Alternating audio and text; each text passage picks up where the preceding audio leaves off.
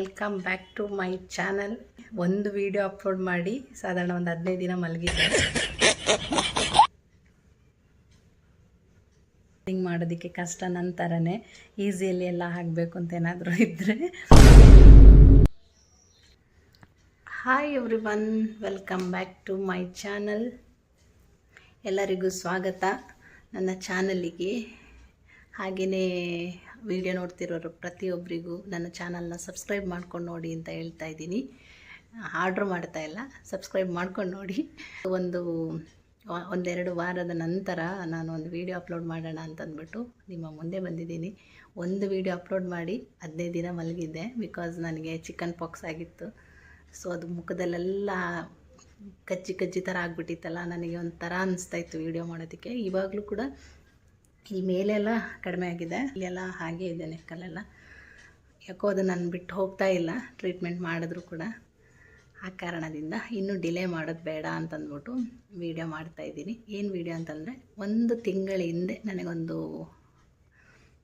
Parcel ನಾನು receive ಮಾಡ್ಕೊಂಡಿದ್ದೆ. ಅದರದ್ದೊಂದು unboxing video ಮಾಡೋಣ ಅಂತಲೇ ತುಂಬ ದಿನದಿಂದ ಅಂದ್ಕೊಂಡಿದ್ದೆ. ಮನೇಲೆಲ್ಲರೂ 1 ತಿಂಗಳಾಯಿತು, ಏನಕ್ಕೆ ಇನ್ನೂ ಆ ಬಾಕ್ಸ್ ಓಪನ್ ಮಾಡಿಲ್ಲ, ಏನಿದೆ ಆ ಸೀಕ್ರೆಟ್ ಬಾಕ್ಸಲ್ಲಿ ಅಂತ ಹೇಳ್ಕೊಂಡು ತಲೆ ತಿಂತಾಯಿದ್ರು. ನಮ್ಮ ಮನೆಯಲ್ಲಿ ಏನಾದರೂ ಒಂದು ಪಾರ್ಸಲ್ ಬಂತು ಅಂದರೆ ಕಾಂಪಿಟೇಷನಲ್ಲೂ ಓಪನ್ ಮಾಡ್ತಾರೆ, ಆಯಿತಾ. ಇದು ನನಗಾಗಿರ್ಬೋದು ಅಂತ ಹೇಳ್ಕೊಂಡು ಪರ್ಮಿಷನ್ನೇ ಕೇಳಲ್ಲ, ಓಪನ್ ಮಾಡಿಬಿಡ್ತಾರೆ. ಆದರೆ ಈ ಪಾರ್ಸಲ್ನ ನಾನು ಓಪನ್ ಮಾಡೋದಕ್ಕೆ ಬಿಟ್ಟಿಲ್ಲ. ಎಲ್ಲರಿಗೂ ಅದರಲ್ಲಿ ಏನಿದೆ ಅನ್ನೋದೇ ಒಂದು ತಲೆ ಕೆಟ್ಟು ಹೋಗ್ಬಿಟ್ಟಿದೆ. ಏನಿದೆ ಆ ಬಾಕ್ಸಲ್ಲಿ, ಓಪನ್ ಮಾಡು, ನಮಗೆ ತರಿಸಿರೋದ, ಹಾಗೆ ಹೀಗೆ ಅಂತ ಪಾಪ ತುಂಬ ತಪ್ಪು ಕಲ್ಪನೆ ತಲೆ ವಿಡಿಯೋ ಮಾಡಬೇಕು. ಯಾವ ಕಾರಣಕ್ಕೆ ಯಾರು ಮುಟ್ಟಬಾರ್ದು ಅಂತ ಫಸ್ಟೇ ನಾನು ಹೇಳಿದ್ದೆ. ಆ ಕಾರಣದಿಂದ ಇದೊಂದು ಬಾಕ್ಸ್ ಯಾರು ಮುಟ್ಟಲಿಲ್ಲ. ಬಟ್ ಡೈಲಿ ಹೇಳ್ತಾರೆ ಓಪನ್ ಮಾಡು, ಅದರಲ್ಲಿ ಏನಿದೆ ಅಂತ. ಸೊ ಅವ್ರಿಗೂ ಕೂಡ ಇದೊಂದು ಸೀಕ್ರೆಟ್ ಬಾಕ್ಸಲ್ಲಿ ಏನೋ ಬಂದಿದೆ, ಏನೋ ಒಂದು ತರಿಸಿದಾಳೆ ಅಂತ ಅನ್ನೋದು ಮೈಂಡಲ್ಲಿ ಅದು ಇರಬೇಕು ಅಂತಲೇ ಅದರದ್ದು ಏನು ಪ್ರಾಡಕ್ಟ್ ಡೀಟೇಲ್ಸ್ ಏನಿದೆ ಅದನ್ನೆಲ್ಲ ನಾನು ರಿಮೂವ್ ಮಾಡಿಬಿಟ್ಟಿದ್ದೀನಿ. ಏನು ದೊಡ್ಡದಾಗಿ ತರಿಸಿದಾಳೆ. ಹೊರಗಡೆ ಫುಲ್ ಮಳೆ, ನಾನು ಒಳಗಡೆ ವೀಡಿಯೋ ಮಾಡ್ತಾಯಿದ್ದೀನಿ.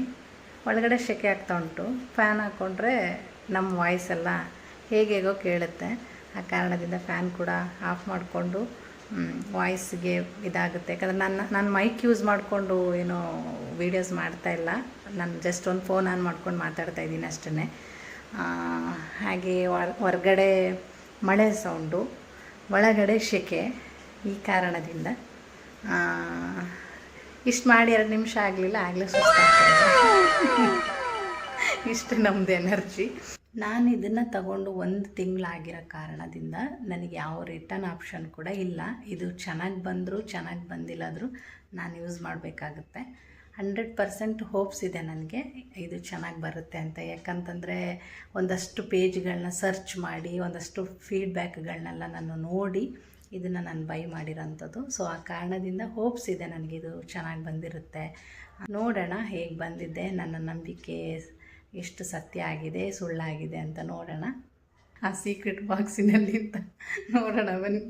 ಸೀಕ್ರೆಟ್ ಬಾಕ್ಸಲ್ಲಿ ಏನಿದೆ ಅಂತ ನೋಡೋಣ. ನೋಡಿ, ಇಷ್ಟು ದೊಡ್ಡ ಬಾಕ್ಸ್ ಬಂದಿದೆ, ಕಾಣಿಸ್ತಾ ಇದೆಯಾ? ಡೈರೆಕ್ಷನ್ ಎಲ್ಲ ಕರೆಕ್ಟ್ ಇದೆಯಾ? ಕ್ಯಾಮರಾನ ಒಂದು ಸೆಟ್ ಮಾಡ್ಕೊಂಡು ವಿಡಿಯೋ ಮಾಡೋದಿದೆಯಲ್ಲ, ಡಿಪ್ರೆಷನ್ ದೊಡ್ಡ ಹಿಂಸೆ ಅದು. ನೋಡುವ ಈ ಸೀಕ್ರೆಟ್ ಬಾಕ್ಸಲ್ಲಿ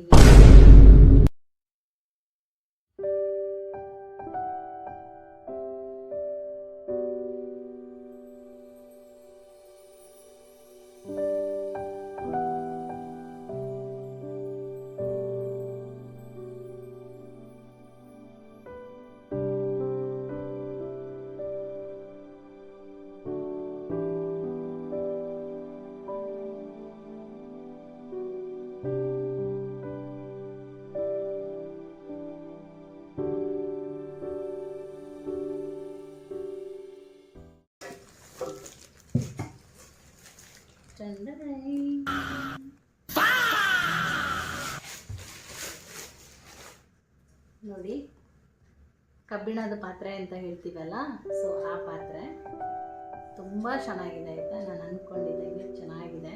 ಒಂದು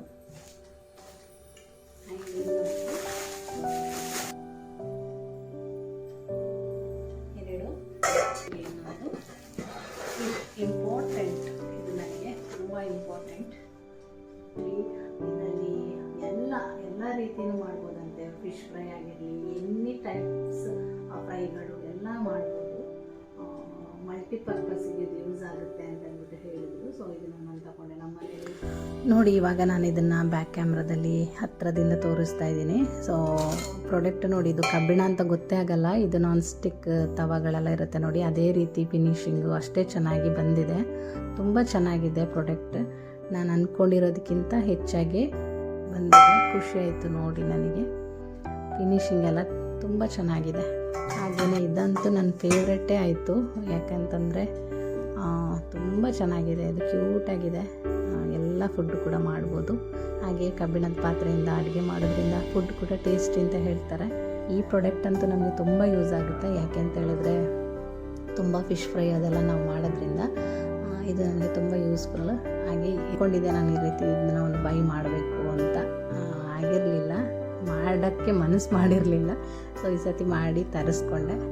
ಹೇಳೋ ಹಾಗೆ ಇಲ್ಲ, ತುಂಬ ಚೆನ್ನಾಗಿ ಬಂದಿದೆ ಪ್ರಾಡಕ್ಟ್. ಖುಷಿ ಆಯಿತು ನನಗೆ.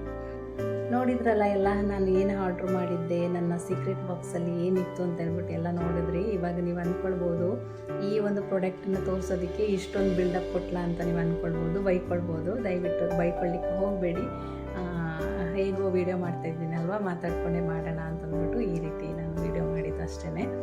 ಹಾಗೆ ಪ್ರಾಡಕ್ಟ್ ತುಂಬ ಚೆನ್ನಾಗಿ ಬಂದಿದೆ. ನನ್ನ ಎಕ್ಸ್ಪೆಕ್ಟೇಷನ್ಗಿಂತ ಜಾಸ್ತಿ ಬಂದಿದೆ, ತೊಂದರೆ ಇಲ್ಲ. 100% ಇದನ್ನು ಬೈ ಮಾಡ್ಬೋದು. ಯಾರಿಗಾದರೂ ಈ ಪ್ರಾಡಕ್ಟ್ ಬೇಕು ಅಂತ ಹೇಳಿದ್ರೆ ನನಗೆ ಕಮೆಂಟ್ ಮಾಡಿ. ಹಾಗೆ ನಾನು ಅವ್ರ ಪೇಜ್ ನೇಮನ್ನು ಕಮೆಂಟಲ್ಲಿ ಹಾಕ್ತೀನಿ. ನೀವು ಎಲ್ಲ ಪ್ರಾಡಕ್ಟನ್ನು ಬೈ ಮಾಡ್ಬೋದು. ಅವ್ರದ್ದು ತುಂಬ ಕ್ವಾಲಿಟಿ ಹೇಳುವಂಗೆ ಇಲ್ಲ, ತುಂಬ ಚೆನ್ನಾಗಿದೆ. ನನಗಂತೂ ತುಂಬ ಖುಷಿ ಆಯಿತು. ಹಾಗೆ ನಾನು ಈ ಪ್ರಾಡಕ್ಟನ್ನು ಏನಕ್ಕೆ ಪರ್ಚೇಸ್ ಮಾಡಿದೆ ಅನ್ನೋ ಕಾರಣ ಕೂಡ ಹೇಳ್ತೀನಿ. ಯಾಕಂದ್ರೆ ಈಗೇನು ನನ್ನ ಚಾನಲ್ ಸ್ಟಾರ್ಟ್ ಮಾಡಿದೆ, ಇಲ್ಲಿ ತನಕನೂ ನನ್ನ ಫುಡ್ ಇದರ ಹಿಂದೆ ನಾನು ಮಾಡ್ತಾಯಿದ್ದಿದ್ದು ನನ್ನ ರೆಸಿಪಿ ಚಾನಲ್ ಆಗಿತ್ತು. ಆ ಕಾರಣದಿಂದ ನನ್ನ ಫುಡ್ಡೆಲ್ಲ ಈ ಅಲ್ಯೂಮಿನಿಯಂ ಪಾತ್ರೆಗಳಲ್ಲಿ ಮತ್ತು ನಾನ್ ಸ್ಟಿಕ್ ತವಾಗಳು ಈ ಥರ ಇದರಲ್ಲಿ ಯೂಸ್ ಮಾಡಿಕೊಂಡು ನಾನು ಕುಕ್ಕಿಂಗ್ ಮಾಡ್ತಾಯಿದ್ದೆ. ಸೊ ಅದು ಹೆಲ್ತಿಗೆ ಅದು ಒಳ್ಳೆಯದಲ್ಲ ಅಂತ ಕೂಡ ನನಗೆ ಗೊತ್ತಿತ್ತು. ಆದರೆ ನಾನು ಅದಕ್ಕೆ ಹ್ಯಾಕ್ ಮಾಡ್ತಿದ್ದೆ ಅನ್ನೋಂಥದ್ದು ನಿಮಗೆ ಯಾರಿಗೂ ಗೊತ್ತಿರಲಿಲ್ಲ. ಕೆಲವರು ಕಮೆಂಟಲ್ಲಿ ಹೇಳ್ತಿದ್ರಿ, ನೀವು ಅದನ್ನು ಯೂಸ್ ಮಾಡಬೇಡಿ, ಆ ಪಾತ್ರೆ ಒಳ್ಳೆಯದಲ್ಲ ಅಂತ.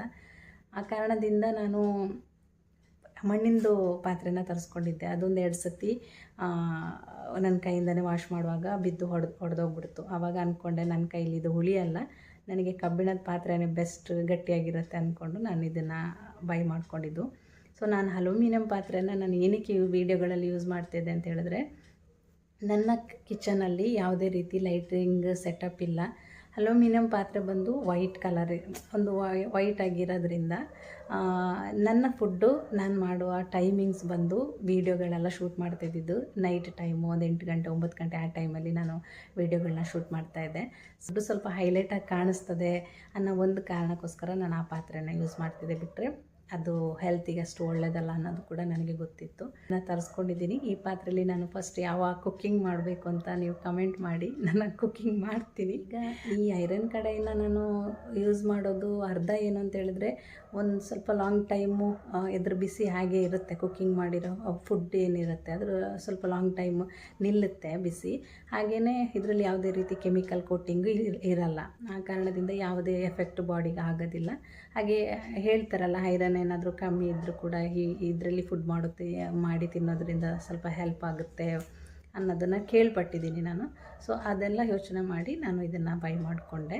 ಸೊ ನನ್ನ ಮುಂದಿನ ಎಲ್ಲ ಆರೋಗ್ಯಕರವಾದ ಅಡುಗೆಗಳು ಇದರಲ್ಲೇ ಶುರು ಆಗುತ್ತೆ. ಇನ್ನೊಂದು ಇಂಪಾರ್ಟೆಂಟ್ ವಿಷಯ, ಅದನ್ನು ಹೇಳೋದೇ ಮರ್ತುಬಿಟ್ಟೆ. ಆ್ಯಕ್ಚುಲಿ ಎಲ್ಲ ಕಬ್ಬಿಣ ಪಾತ್ರೆಗಳನ್ನ ನಾವು ತಗೊಂಡ್ರೆ 1-2 ದಿನ 3 ದಿನ ಸೀಸ್ನಿಂಗ್ ಮಾಡ್ತೀವಲ್ವ, ತಗೊಂಡಿದ್ದ ತಕ್ಷಣ ಯಾರೂ ಮಾಡೋದಿಲ್ಲ.